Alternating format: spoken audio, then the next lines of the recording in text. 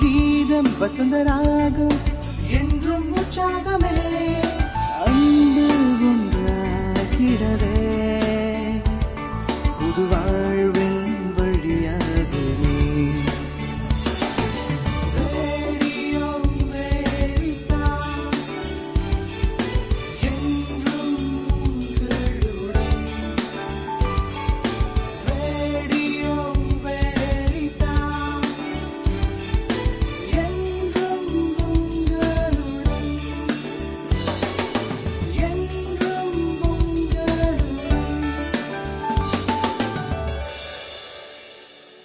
அன்புமிக்க தமிழ் வெரிதாஸ் நேயர்களே அனைவருக்கும் வணக்கம். போன பதிவில் புனித அந்தோனி மரியா ஜக்கரியாவை பற்றி நாம் பார்த்தோம். அதில் கேள்விகள் கேட்டிருந்தேன். அதில் 2 நபர்கள் சரியான பதிலை கொடுத்துருக்குறாங்க. அது என்ன கேள்விகள், அதற்கான விடை என்ன, யார் சரியாக சொல்லியிருக்கிறாங்கன்ட்டு பார்க்கலாமா? முதல் கேள்வி, அந்தோனி மரியா ஜக்கரியா எந்த ஆண்டு பிறந்தார் அப்படிங்கிற கேள்விக்கு சரியான பதில் 1502ஆம் ஆண்டு பிறந்தார். இரண்டாவது கேள்வி, அந்தோனி மரியா ஜக்கரியா பதுவா நகர் சென்று எந்த படிப்பை மேற்கொண்டார் என்கிற கேள்விக்கு மருத்துவ படிப்பு என்பது சரியான பதில். மூன்றாவது கேள்வி, அந்தோனி மரியா ஜக்கரியா எந்த ஆண்டு குருவாக திருநிலைப்படுத்தப்பட்டார் அப்படிங்கிற கேள்விக்கு 26ஆம் வயதில் என்பது சரியான பதில். நான்காவது கேள்வி, தன்னுடைய மறைவுரைகளில் அதிகமாக அவர் பயன்படுத்தின வார்த்தைகள் என்ன என்கிற கேள்விக்கு ஆண்டவர் இயேசு நமக்காக பாடுபட்டு இறந்தார், ஆகவே நாம் ஒவ்வொருவரும் மனம் திரும்பி நடக்க வேண்டும் என்பது சரியான பதில். இந்த 4 கேள்விகளுக்கும் சரியான விடையை கொடுத்த திருமதி சுமதி ஃபில்சன் அவர்களுக்கும் திரு முத்துராஜ் அவர்களுக்கும் நமது மனமார்ந்த வாழ்த்துக்களையும் பாராட்டுகளையும் வெரிதாஸ் ரேடியோ தெரிவித்துக் கொள்கிறேன். எனவே உங்களுக்கு வாழ்த்துக்களை தெரிவித்துக் கொள்கிறோம். அன்புமிக்க சகோதர சகோதரிகளே, நாம் இன்னைக்கு உள்ள நிகழ்ச்சிக்கு போகலாமா? இந்த பதிவிலும் இறுதியில் கேள்விகள் கேட்பேன். கேள்விகளுக்கு சரியான பதிலை உங்களுடைய கமெண்ட் பாக்ஸில் போடுங்க. புனிதர்களை பற்றி நாம் தெரிந்து கொள்வோம். இந்த நாளிலே புனித பெனடிக்ட் என்பவரை தாய் திரு அவை நினைவு கூர்ந்து கொண்டாடி மகிழ்கின்றது. யார் இவர்? இவர் செய்திருக்கக்கூடிய காரியம் என்ன? இவர் நமது வாழ்க்கைக்கு சொல்லக்கூடிய பாடங்கள் என்ன என்பதை நாம் இந்த நிகழ்ச்சியில் பேசலாம். அன்புக்குரியவர்களே, இன்றைக்கு தாய் திரு அவை கிட்டத்தட்ட நிறைய திருத்தந்தையர்களை பார்த்திருக்கிறது, நிறைய ஆயர்களை சந்தித்திருக்கிறது, நிறைய குருக்களை சந்தித்திருக்கிறது, நிறைய புனிதர்களை சந்தித்திருக்கிறது. இவற்றுக்கெல்லாம் ஒரு முக்கியமான காரணிகளில் ஒருவராக புனித பெனடிக்ட் அவர்கள் இருந்திருக்கிறார்கள். ஏனென்று சொன்னால் அவர் ஆதீன தலைவராக பார்க்கப்படுகிறார். திரு அவைக்கு தேவையான போதனைகளையும் படிப்பினைகளையும் நிறைய கொடுத்தவராக இருக்கிறார். ஒரு குருவானவருடைய பயிற்சிக்கு, ஒரு நல்ல கிறிஸ்தவ வாழ்வுக்கு என்னெல்லாம் தேவை என்பதை தன்னுடைய வாழ்க்கையின் வழியாகவும் விதிமுறைகள் வழியாகவும் நிறைய எடுத்து சொன்னவராக இந்த புனித பெனடிக்ட் அவர்கள் இருக்கிறார்கள். இவருடைய வாழ்க்கையை நாம் ஆராய்ந்து பார்ப்போம். புனித பெனடிக்ட் அவர்கள் 480ஆம் ஆண்டு இத்தாலியில் உள்ள நர்சியா என்னும் ஊரில் ஒரு செழிப்பான குடும்பத்தில் பிறந்தவராக இருக்கிறார். இவருக்கு ஒரு சகோதரியும் உண்டு. அவர் யாருன்னா ஸ்கொலாஸ்டிகா என்று சொல்லக்கூடிய சகோதரி உண்டு. அவரும் தாய் திரு அவையில் புனிதராக பார்க்கப்படுகிறார். இவருடைய பெற்றோர் இவருக்கு ஒரு நல்ல கல்வி அறிவை கொடுக்க வேண்டும் என்பதற்காக ரோமைக்கு அனுப்பி வைக்கிறாங்க. அங்கே இவரோடு படித்த இவருடைய நண்பர்கள் எல்லாருமே ஒரு சில பேர் என்ன செய்கிறாங்க அப்படின்னு சொன்னால் நல்லவங்களாங்க இருக்கிறாங்க. பெரும்பாலும் என்ன செய்கிறாங்கன்னா தீய பழக்கத்தை கொண்டிருக்கிறார்கள். அதனால் இப்போ இந்த பெனடிக்ட்க்கு அந்த தீய பழக்கம் பிடிக்கவே இல்லைங்க. அதனால் அவர் என்ன செய்கிறார் அப்படின்னு சொன்னால் அங்கிருந்து வெளியேறி சுபியோகோ என்னும் இடத்திற்கு செல்கிறார். அங்கே ஒரு குகையில் நோன்பிருந்து துறவு வாழ்க்கை தொடங்குகிறார். அப்போது கொஞ்ச நாளுக்கு பின்னதாக எர்பானோஸ் என்னும் சொல்லக்கூடிய ஒரு முனிவரிடம் சீடராக என்ன செய்கிறார்? சேர்கிறார். கொஞ்ச நாட்களில் ஓரிரு ஆண்டுகளில் அவர் ஆன்மீகத்தில் முழு பயிற்சி பெற்றவராக இருக்கிறார். அப்புறம் என்ன செய்கிறார் அப்படின்னு சொன்னா, மொண்டே காசினோ என்னும் இடத்திற்கு சென்று அங்கே ஒரு துறவற சபையை ஆரம்பிக்கிறார். அந்த சபைதான் ஆசீர்வாதப்பர் சபையாக, பெனடிக்டன்ஸ் என்று சொல்லக்கூடிய அந்த சபையாக இருக்கிறது. அது இன்றைக்கு மிகப்பெரிய ஒரு சபையாக பார்க்கப்படுகிறது. அவர் என்ன செய்கிறார் அப்படின்னு சொன்னா, இவர் இந்த சபையில ஒரு நெறியை உருவாக்குகிறார், ஒரு கடினமான நெறியை உருவாக்குகிறார். துறவு மடங்கள்ல துருவ விலியத்திற்கு அடுத்ததாக இவர் ஏற்படுத்தின இந்த ஒழுங்கு நெறிகள் தான் முக்கியமானதாக பார்க்கப்படுகிறது. ஒரு கையில திருவு விலியம், இன்னொரு கையில இவர் ஏற்படுத்தின ஒழுங்குமுறைகள் அப்படிங்கிற நிலைக்கு இவருடைய ஒழுங்குமுறைகள் கடினமாகவும் அதே சமயம் கிறிஸ்தவ வாழ்வுக்கு ஒரு நல்ல உந்து சக்தியாக இருக்கக்கூடிய ஒழுங்குமுறைகளாக இவர் என்ன செய்கிறார், ஏற்படுத்துகிறார். அதனால நிறைய இளைஞர்கள் என்ன செய்யறாங்க அப்படின்னு சொன்னா, இவருடைய சபைக்கு சேர்றாங்க. இவருடைய சபை வேகமாக வளர்ச்சி அடைகிறது. இவர் ஆன்மீகத்தில் வளர்ந்தவராக, ஜெபத்தில் ஈடுபாடு உள்ளவராக அவர் என்ன செய்கிறார், வளர்ந்து வருகிறார். ஒரு முறை இவருடைய வாழ்க்கையில இவருடைய துறவு மரத்துல ஒரு நிகழ்ச்சி நடக்குதுங்க. அது என்ன நிகழ்ச்சி அப்படிங்கிறத இந்த பாடலை கேட்டுட்டு வாங்க, அப்போ உங்களுக்கு நான் சொல்கிறேன். அன்பே இறை அன்பே உயர்ந்தது உலகில் சிறந்தது.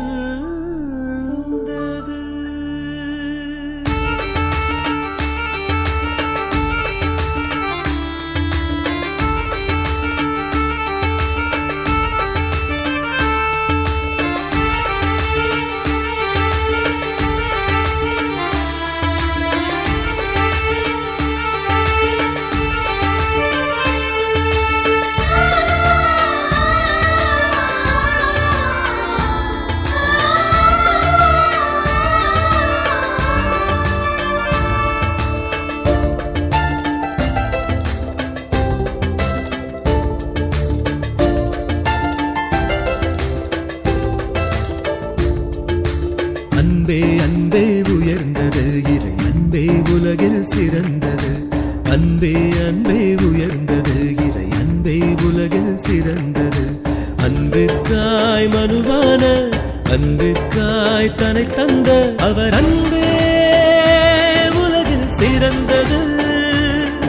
அவர் அன்பே உலகில் சிறந்தது. அன்பே அன்பே உயர்ந்தது இறை அன்பே உலகில் சிறந்தது. அன்பே அன்பே உயர்ந்தது இறை அன்பே உலகில் சிறந்தது.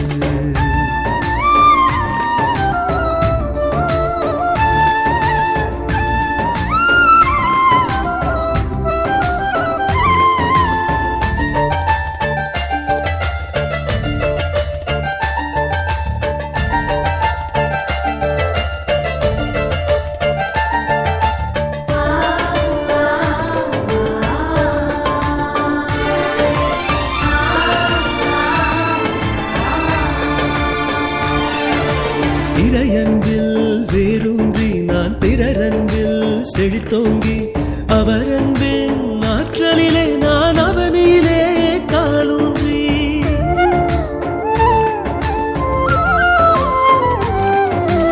இறையன்பில் வேரூன்றி நான் பிறரன்பில் செழித்தோங்கி அவர் அன்பின் ஆற்றலிலே நான் அவனிலே காலூன்றி அன்பு பணியாற்றுவேன் அவர் அன்பில் பணியாற்றுவேன்.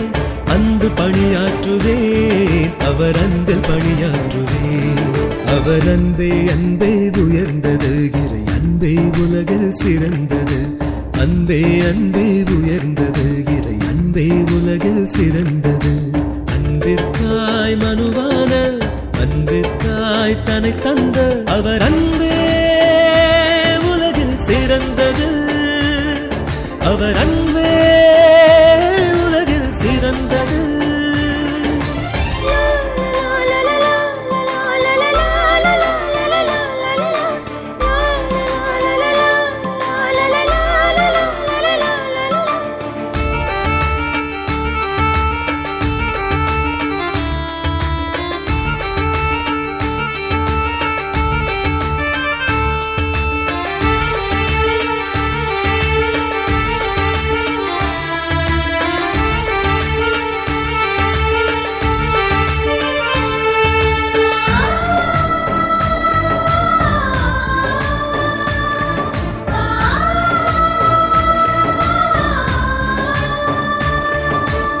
மதவெறியை வேறறுத்து தினம் மனித இனம் தன்னை நினைத்து கல்வாரி சரித்திரத்தை நான் காலமெல்லாம் காத்திடவே.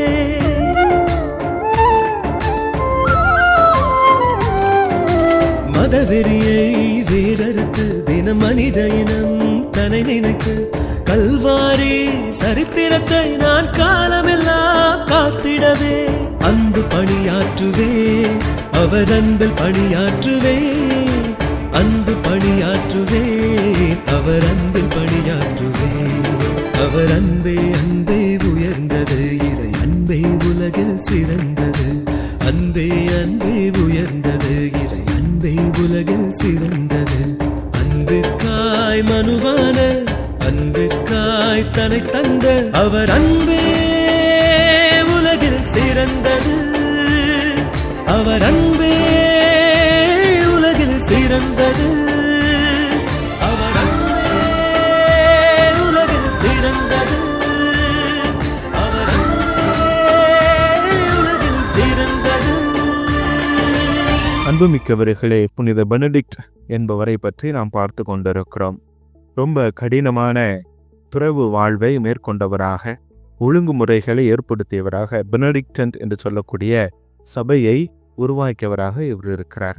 ஒரு முறை இவர் இந்த சபையில இருக்கிற பொழுது, குருமடத்தில் இருக்கிற பொழுது பயிற்சிக்காக வந்திருக்கக்கூடிய இளைஞர்களில் ஒருவர் இவரை சோதிக்கின்ற நோக்காக இவர் கடினமான நெறிமுறைகளை பயன்படுத்துகிறார். ஆனால் இவர் எப்படியாவது நம்ம சோதிக்கணும் அப்படிங்கிறதுக்காக என்ன செய்கிறார் அப்படின்னு சொன்னா, ஒரு முறை இவர் சாப்பிடக்கூடிய சாப்பாட்டில் என்ன செஞ்சிடறாங்க, விஷத்தை கலந்து விடுறாங்க. அப்போ என்ன அப்போ அந்த இளைஞர் பார்க்கிறார், இவருக்கு என்ன ஆகுதுன்னு பார்ப்போமே அப்படிங்கிறத பார்ப்பதற்காக வேடிக்கை பார்த்து கொண்டிருக்கிறார். அவர் பெனடிக்ட் என்ன செய்கிறார் அப்படின்னு சொன்னா, அவருக்கு தெரிஞ்சிருச்சு இதுல விஷம் கலந்துருக்கிறாங்க அப்படிங்கிறது அவருக்கு நன்றாக தெரிந்து விட்டதான. இருந்தாலும் கூட ஆண்டவர் மீது இருக்கக்கூடிய நம்பிக்கையினால் அந்த உணவை உட்கொள்கிறார். ஆனா அந்த உணவு அவருக்கு ஒண்ணுமே செய்யல, அந்த விஷம் அவருக்கு ஒண்ணுமே செய்யல. அது அவருக்கு அறுசுவை போல இருந்துச்சு அப்படின்ட்டு அவருடைய வாழ்க்கையில நம்ம பார்க்கிறோம். ரொம்ப இனிமையா அந்த உணவை அவர் ருசித்து உண்டார் அப்படின்ட்டு நமக்கு சொல்லப்பட்டிருக்கிறது. அன்புக்குரியவர்கள், அந்த அளவுக்கு அவர் ஆண்டவர் மீது ஆழமான நம்பிக்கை உள்ளவராக இருக்கிறார். அவர் தன்னுடைய குருமடத்திற்கு, தன்னுடைய துறவர நண்பர்களுக்கு போதனைகளை மட்டுமல்ல, நெறிமுறைகளை மட்டுமல்ல, நேரம் கிடைக்க போதெல்லாம் பக்கத்தில் இருக்கக்கூடிய ஊர்களுக்கு சென்று நோயாளிகளுக்கு உதவி செய்யும்படியாகவும் கற்பிக்கிறார். அதை தன்னுடைய வாழ்க்கையிலும் எண்பித்து காட்டுகிறார். அப்படி இருக்கக்கூடிய சூழல்ல ஒரு சிந்தனை இருந்துச்சு. என்ன சிந்தனை அப்படின்னு சொன்னா, உடல் உழைப்பு கீழ்த்தனமாகவும் கேவலமாகவும் பார்க்கப்பட்டுச்சு. அப்போ இவர் அடிக்கடி தன்னுடைய நண்பர்களுக்கு, தன்னுடைய துறவு மடத்தில் இருக்கக்கூடிய இளைஞர்களுக்கு இந்த வார்த்தையை சொல்லுவார். என்ன வார்த்தை அப்படின்னு சொன்னா, ஓரா எத் லபோரா, ஓரா எத் லபோரா. அதாவது இறைவேண்டலும் உழைப்பும் முக்கியம் என்பதை சொல்லிக்கொண்டே இருந்தார். மனித உழைப்பு கேவலமானது கிடையாது, அது உயர்வுக்கு இட்டு செல்லும் அப்படின்னு சொல்லிட்டு, இறைவேண்டலும் உழைப்பும் மனித வாழ்க்கைக்கு முக்கியம் அப்படிங்கிறத தன்னுடைய சபை நண்பர்களுக்கும் இளைஞர்களுக்கும் தன்னை சுற்றி இருக்கக்கூடிய மக்களுக்கும் போதித்து வந்து கொண்டிருந்தார். ஒரு நல்ல துறவியாக வாழ்ந்து வந்தார். 540ஆம் ஆண்டு தன்னுடைய கண்களை வானத்தை நோக்கியே இருந்தவராக, வானத்தை பார்த்து கொண்டிருந்தவராக உயிர் துறந்தார். அன்புக்குரியவர்களே, புனித பெனடிக்டுடைய நினைவை கொண்டாடக்கூடிய நாம் இவரிடமிருந்து கற்றுக்கொள்ள வேண்டிய பாடம் என்ன அப்படின்னு நம்ம பார்க்கிற பொழுது, இறைவேண்டலும் உழைப்பும் முக்கியம், நோயாளிகளை சந்திக்க வேண்டும், நல்ல கிறிஸ்தவ வாழ்வு வாழ வேண்டும், கிறிஸ்துவுக்கு உண்மை உள்ளவர்களாக வாழ வேண்டும் என்கிற படிப்பினையை இவர் நமக்கு சொல்லி தருகிறார். உழைப்பு கண்டிப்பாக நம்மை உயர்த்தும் அப்படிங்கிறத தன்னுடைய வாழ்க்கையில எண்பித்தவராக, ஒரு நல்ல குருவானவராக, ஒரு நல்ல கிறிஸ்தவ வாழ்வு வாழ்வதற்கான நெறிமுறைகளை சொல்லி கொடுத்தவராக புனித பெனடிக்ட் இருக்கிறார் என்றால், இன்றைக்கு நாம் இந்த உலகத்தில் வாழ்ந்து கொண்டிருக்கிறோம் என்றால், நாமும் உழைக்க வேண்டும், இறைவேண்டலில் நிலைத்திருக்க வேண்டும், நம்மால் இயன்ற உதவிகளுக்கு நோயாளிகளுக்கு செய்ய வேண்டும் என்பதை இவர் நமக்கு உணர்த்துகிறார். எனவே இவரை நாம் ஒரு புனிதராக கொண்டாடுகிறோம். இவரை போல நாமும் வாழ முயற்சி எடுப்போம். கேள்விகளுக்கு போலாமா? முதல் கேள்வி, புனித பெனடிக்ட் எந்த ஆண்டு பிறந்தார்? புனித பெனடிக்ட் எந்த ஆண்டு பிறந்தார்? இரண்டாவது கேள்வி, புனித பெனடிக்ட் ஏற்படுத்தின சபையின் பெயர் என்ன? இரண்டாவது கேள்வி, புனித பெனடிக்ட் ஏற்படுத்தின சபையின் பெயர் என்ன? மூன்றாவது கேள்வி, ஓரா எத் லபோரா என்ற வார்த்தைகளுக்கு அர்த்தம் என்ன? மூன்றாவது கேள்வி, ஓரா எத் லபோரா என்ற வார்த்தைக்கு அர்த்தம் என்ன? அன்புக்குரியவர்கள், இந்த கேள்விகளுக்கு சரியான விடையை கமெண்ட் பாக்ஸில் போடுங்க. பாராட்டுகளை பெறுங்க. இறைவனுடைய ஆசீர் உங்களுக்கு நிறைவாக கிடைக்கும். நன்றி, வணக்கம்.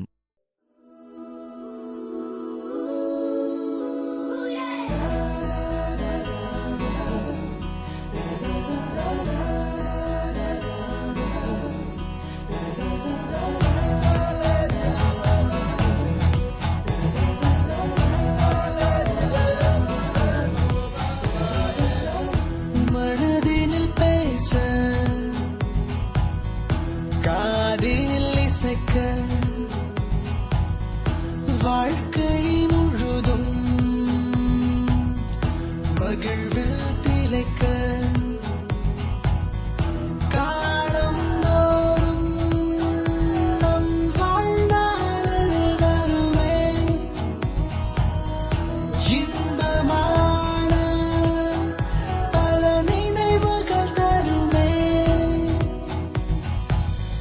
ரேடியோ வெரிதாஸ், உங்கள் ரேடியோ வெரிதாஸ், ரேடியோ வெரிதாஸ், உங்கள் ரேடியோ வெரிதாஸ்.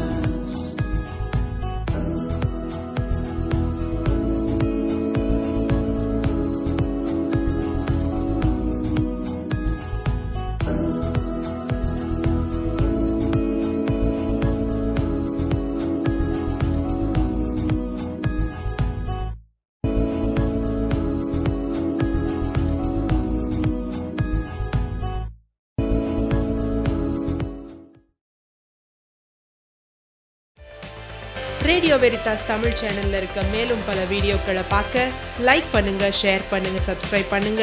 மறக்காம பெல் ஐக்கனை கிளிக் பண்ணிடுங்க.